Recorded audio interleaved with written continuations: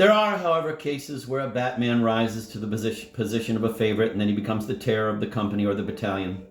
All the NCOs try to bribe him. He decides questions of leave and can use his influence and see that it goes well with those who are sent on report. These favorites were usually rewarded in wartime with the large and small silver medals for bravery and valor. In the 91st Regiment, I knew several of them. One Batman received the large silver medal because he was an adept in roasting the geese he had stolen. Another got the small silver medal because he used to get from his home wonderful food hampers so that in the time of the most acute famine, his master stuffed himself up so much that he could hardly walk. And his master formulated the citation for his decoration as follows: for displaying unusual bravery and courage in battle, despising death and not abandoning his superior officer for a moment under the powerful fire of the advancing enemy. But in fact, he was plundering hen coops somewhere in the base. The war changed the relationship between the Batman and his master and made him the creature who was most hated by the rank and file. The Batman always got a whole tin of meat, where otherwise it would be divided among 5. His field flask was always full of rum or cognac. The whole day, this type of creature munched chocolate and devoured sweet biscuits reserved for officers, smoked his master's cigarettes, cooked for hours on end, and wore an extra tunic. The Batman was on the closest terms with the company orderly and gave him fat pickings from his table and from all those privileges which he enjoyed. He allowed into the triumvirate the quartermaster, sergeant major. This trio lived in direct contact with the officer and knew all the operations and war plans. The unit whose corporal was friendly with the Batman was always best informed about when things would start. When he said, at 2:35 we shall start hopping it, then at 2:35 exactly the Austrian soldiers began to disengage from the enemy.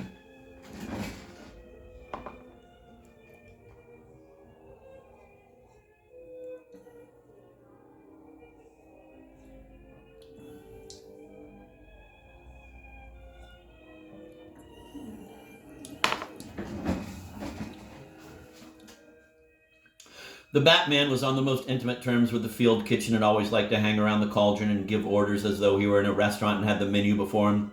I'd like a rib, he would say to the cook. Yesterday you gave me the tail and add a piece of liver to my soup. You know I don't eat milt. But the Batman was always in best form when starting a panic. When the trenches were being bombed, his heart ran down into his pants, and such times he was always in the most secure cover together with his luggage and that of his master. He covered his head with a rug in case a shell should find him. And he had no other wish than that his master should be wounded and that he could go home with him to the base as far as possible behind the front line. He cultivated panic systematically by the use of a certain measure of secrecy. I've got a hunch that they're packing the telephone up, he would say, confidentially to the units. And he was happy when he was able to say, now they've packed it up. No one loved a retreat as much as he did. In such moments he forgot that shell and shrapnel were flying over his head and pushed on indefatigably with the luggage to the staff headquarters, where the baggage train was standing. He loved the Austrian baggage train and was very happy when he could travel on it. In emergencies, he would use the ambulance two-wheelers. When he had to go on foot, he gave the impression of being a completely broken man. In that case, he abandoned his master's luggage in the trenches and took only his own property with him.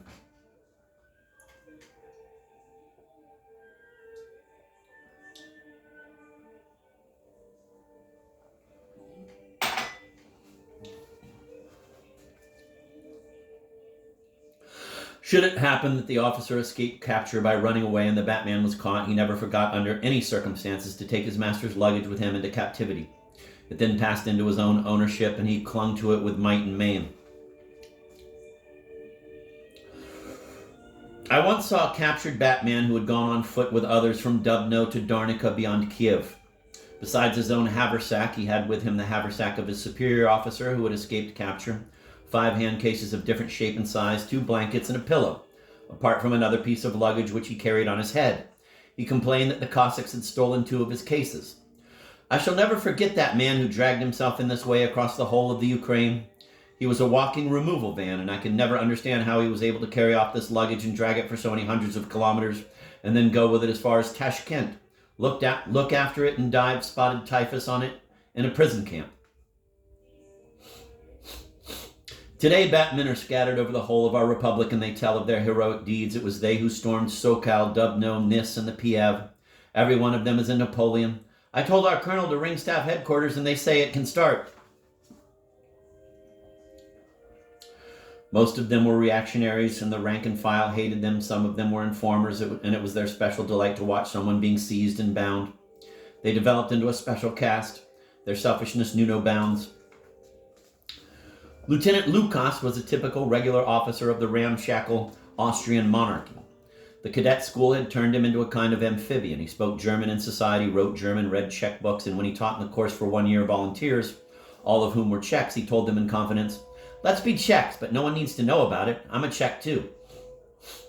He equated being a Czech with membership of some sort of secret organization to which it was wiser to give a wide berth.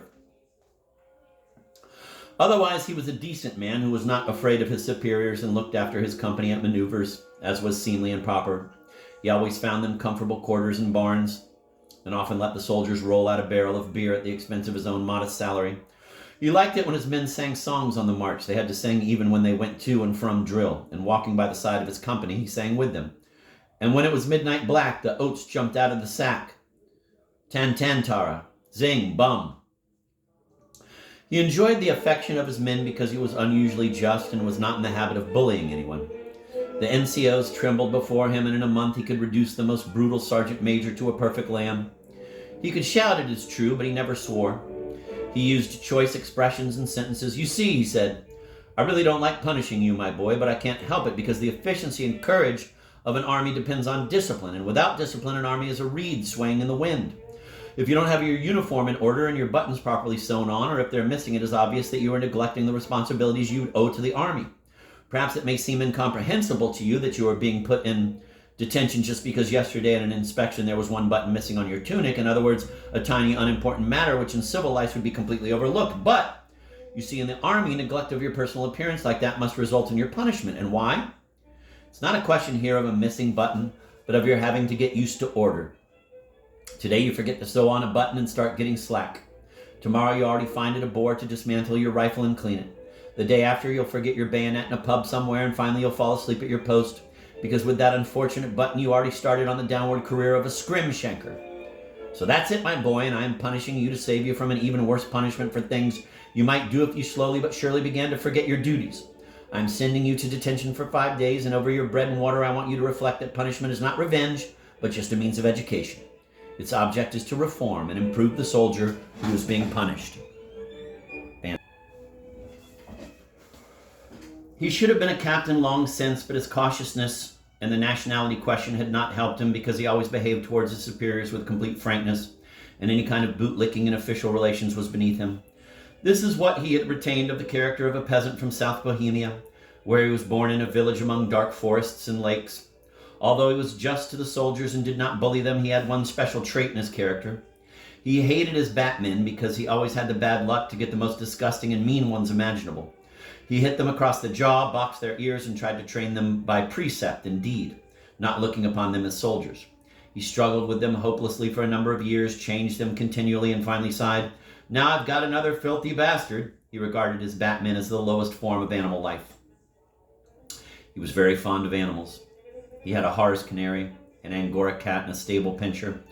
All the batmen in turn treated these animals no worse than Lieutenant Lukas treated them when they too did something mean.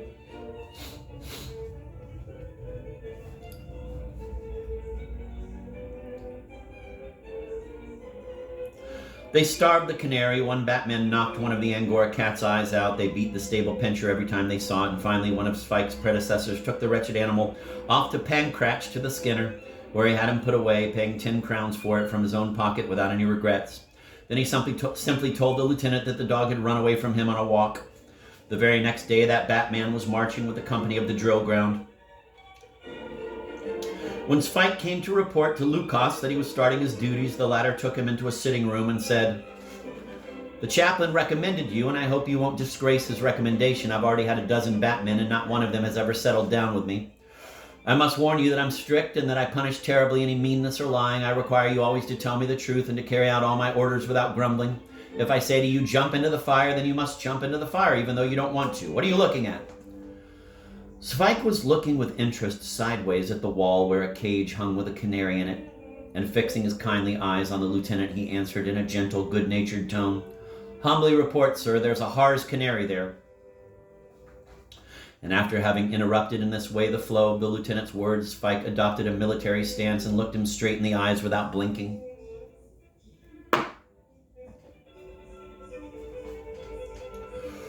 The lieutenant wanted to say something sharp, but observing the innocent expression on Sweik's face, said nothing more than, "The chaplain recommended you as a frightful idiot, and I think he was not wrong." "Humbly report, sir, he certainly was not wrong. When I was serving as a regular, I got a complete discharge for idiocy, and for patent idiocy into the bargain. In our regiment, only 2 of us were discharged in this way, me and Captain von Konitz.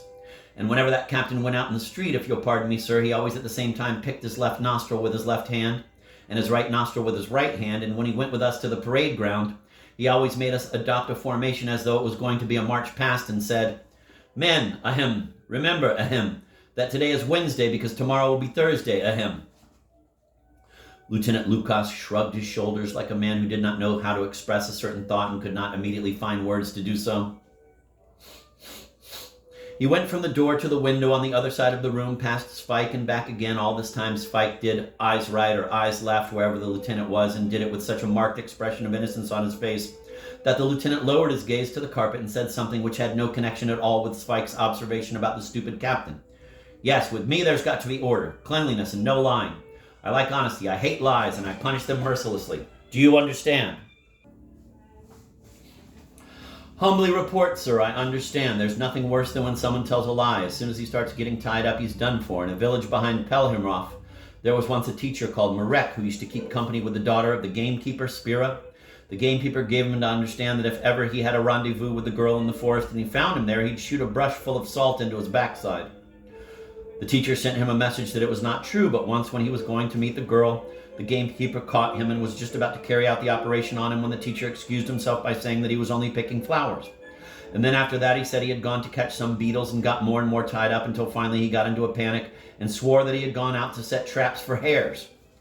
And so the good gamekeeper seized him and took him away to the gendarmerie station, and from there the case went to the courts, and the teacher might easily have been sent to prison for it if he'd just said the bare truth. He'd only have got the brushes with the salt. I'm of the opinion that it's always best to confess, to be open, and if I've done something, to come and say, humbly report, I've done this and that.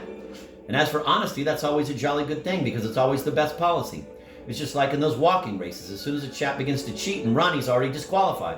That happened to my cousin. An honest man's respected everywhere. He's honored, satisfied with himself, and feels newborn when he can go to bed and say, today I've played the game again. While he was speaking, Lieutenant Lucas sat for a long time on his chair, looking at Sweik's boots and thinking, my God, I often talk drivel like this too, and the only difference is the form I serve it up in. Nonetheless, not wishing to lose his authority, he said when Sweik had ended, with me, you must clean your boots, have your uniform in order, your buttons properly sewn on, and give an impression of being a soldier and not a miserable civvy. It's extraordinary how none of you seem to be able to carry yourselves like soldiers. Only one of all my batmen looked like a real warrior, and in the end he went and stole my full-dress uniform and sold it in the Jewish quarter. He was silent and then continued, explaining to Sweik all his duties, in the course of which he did not forget to lay the main emphasis on the fact that he must be loyal and never talk about what was happening at his home.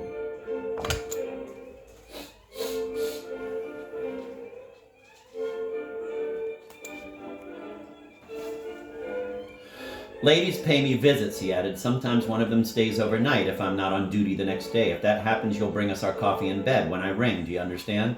Humbly report, I understand, sir. If I should come to the bed without warning, it might perhaps be disagreeable for a lady. I once brought a young lady home, and my charwoman brought us coffee in bed just when we were enjoying ourselves immensely. She got frightened and poured the coffee all over my back and said into the bargain, a very good morning to you. I know what is seemly and proper when there's a lady sleeping somewhere. Good, Sweik.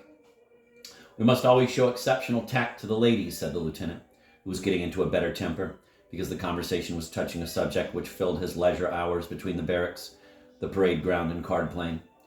Women were the life and soul of his apartment. It was they who made his home for him. There were several dozen of them, and many tried during their stay to adorn his flat with various bric-a-brac.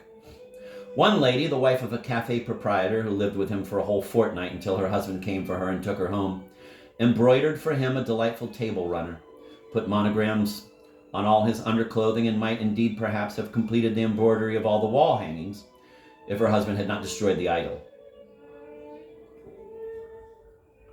Another lady, whom her parents fetched after 3 weeks, wanted to turn his bedroom into a lady's boudoir and placed everywhere various fancy things in little vases and hung a picture of the guardian angel over his bed. In all corners of his bedroom and dining room, the traces of a feminine hand could be felt, and this extended to the kitchen, where could be seen the most varied kitchen implements and utensils, which had been the magnificent gift of the lovesick wife of a factory owner. Together with her passion, she brought with her a gadget for cutting all kinds of greens and cabbages, a machine for making breadcrumbs and scraping liver, various casseroles, roasters, frying pans, basting ladles, and God knows what else. But she went away after a week because she could not reconcile herself to the thought that the lieutenant had besides her some 20 other loves, which left certain traces on the performance of the noble male in uniform. Lieutenant Lucas also carried on a voluminous correspondence. He had an album of his lady loves and a collection of various relics, because for the last 2 years he had evinced a tendency to fetishism. Thus he had a number of different ladies' garters, 4 delightful pairs of ladies' knickers with embroidery, and 3 transparent fine thin chemises, cambric kerchiefs, and even a corset and a number of stockings. "Today I'm on duty," he said. I shan't come back till night. Have everything ready and put the apartment in order. My last Batman went off today to the front in the march column because of his skullduggery." After giving further orders concerning the canary and the Angora cat, he went away without forgetting to make a few remarks about honesty and order while still in the doorway. After his departure, Sweik put everything into the finest order so that when Lieutenant Lucas returned to his home at night, he could report to him, "Humbly report, sir, everything is in order. Only the cat has got into mischief and eaten up your canary." "What?" thundered the lieutenant. "Humbly report, sir, it was like this. I knew that cats hate canaries and like to insult them, and so I thought I'd introduce them to each other, and if the brute tried anything, I'd flay her so that she'd remember to her dying day how to behave towards canaries, because I'm very fond of animals. In the house where I live, there's a hat maker, and he trained his cat so well that after eating up 3 of his canaries, she didn't eat any more. A canary could sit on her if it liked. And I wanted to try that out too, and so I took the canary out of its cage and let her smell it. And she, the little monkey, bit its head off before I realized it.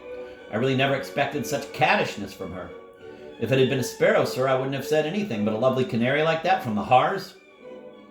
And how greedily she gobbled it up, feathers and all, and at the same time purred out of sheer joy.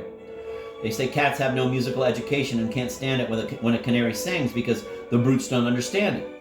I swore at the cat, but I swear to God that I didn't do anything to her and waited for you to come to decide what's to be done with her, the scabby beast." While saying this, Sweik looked into the lieutenant's eyes with such sincerity that although the latter approached him at first with certain cruel intentions, he moved away from him again, sat down on a chair, and asked, "Listen, Sweik, are you really God's prize oaf?" "Humbly report, sir," Sweik answered solemnly. "I am. Ever since I was little, I have had bad luck like that. I always want to put something right, to do good, but nothing ever comes out of it except trouble for me, and all around. I really wanted these 2 to get to know each other so that they would understand each other, and I can't help it if she ate it up and it was the end of the acquaintance. In a house called Eustupartu some years ago, a cat even ate up a parrot because it laughed and mimicked her meowing. But cats cling pretty obstinately to their lives. If you want me to do her in, sir, then I'll have to crush her in the door. Otherwise, she'll never be finished." And Sweik, with the most innocent of countenances and his gentle, good-humored smile, gave the lieutenant an account of how cats are executed, the content of which would certainly send any society for the prevention of cruelty to animals into a lunatic asylum.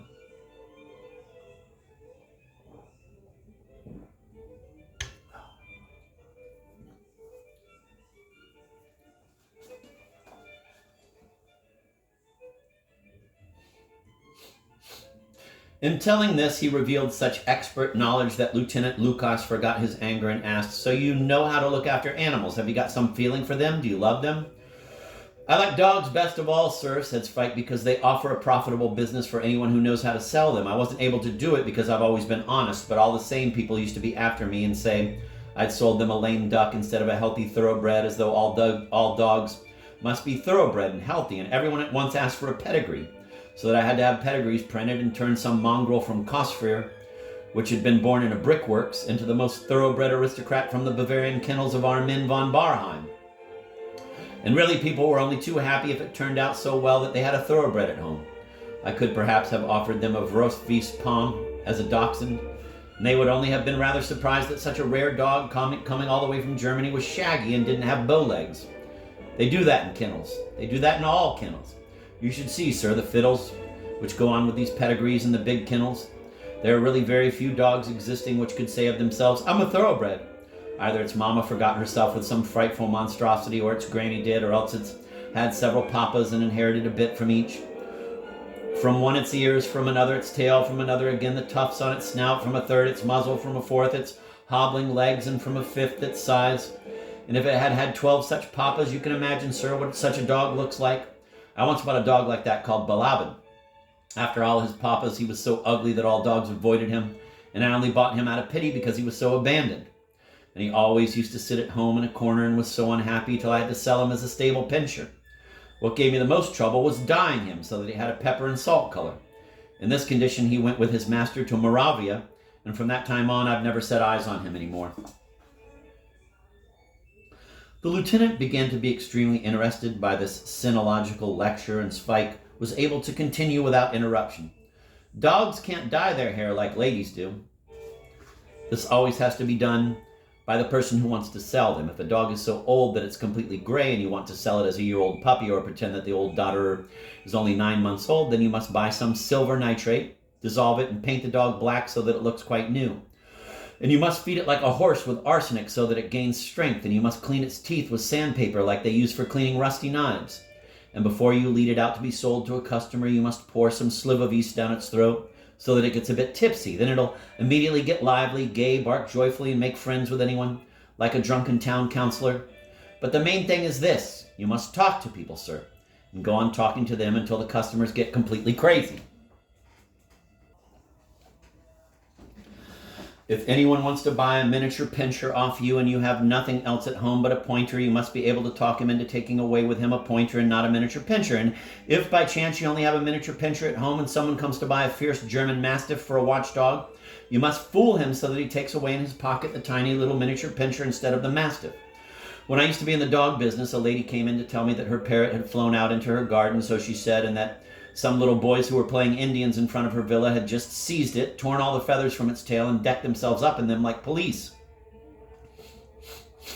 And this parrot, out of the shame of being tailless, fell ill, and the vet finished it off with some powders. And so she wanted to buy a new parrot, a respectable one, not a vulgar one which would do nothing but swear. What could I do when I hadn't a parrot at home and didn't know of one? I only had at home a savage bulldog which was completely blind, and so, sir, I had to spend from 4 o'clock in the afternoon to 7 o'clock in the evening talking that lady into buying that blind bulldog instead of a parrot. It was worse than any diplomatic situation, and when she was going out, I said, "Now let the boys try to pull his tail out." And I never spoke to this lady anymore, as she had to leave Prague on account of that bulldog, because it bit everyone in the house. Believe me, sir, it's very difficult to get hold of a decent animal. "I'm very fond of dogs," said the lieutenant. "Some of my friends at the front have their dogs with them there and have written to me that the war passes very pleasantly when you have as a companion such a faithful and devoted animal. And so I see you now. And so I see you know all breeds of dogs very well, and I hope that if I ever should have a dog, you'd look after it properly. Which breed do you think is the best? I mean, as a companion, you know. I once had a stable pinscher, but I don't know. In my opinion, sir, a stable pinscher is a very nice dog. Not everyone likes them, it's true, because they have wire hair and very stiff whiskers on their muzzle, so that they look like a released convict. They're so ugly that they're beautiful, and at the same time they're very clever. What's an idiotic great Saint Bernard in comparison? They're even cleverer than fox terriers. I knew one." Lieutenant Lucas looked at his watch and interrupted Sweik's conversation. "It's getting late. I must have a good sleep. Tomorrow I'm on duty again, and you can spend the whole day finding a stable pinscher for me." He went to bed, and Sweik lay down on a sofa in the kitchen and read the newspaper which the lieutenant had brought for him from the barracks. "Well, here you are then," said Sweik to himself, following with interest the summary of the day's news. "The Sultan has decorated Kaiser Wilhelm with the war medal, and I haven't even got the small silver medal yet." He thought for a moment and then jumped up. "I nearly forgot." He went into the bedroom of the lieutenant, who was already fast asleep, and awoke him. "Humbly report, sir, I've no orders about the cat." And the sleepy lieutenant, half awake, turned over on the other side and growled, 3 days confined to barracks," and went on sleeping. Sweik went softly out of the room, dragged the wretched cat from underneath the sofa, and said to her, "You've got 3 days confined to barracks. You've got 3 days confined to barracks. Dismissed." And the Angora cat crawled back under the sofa again.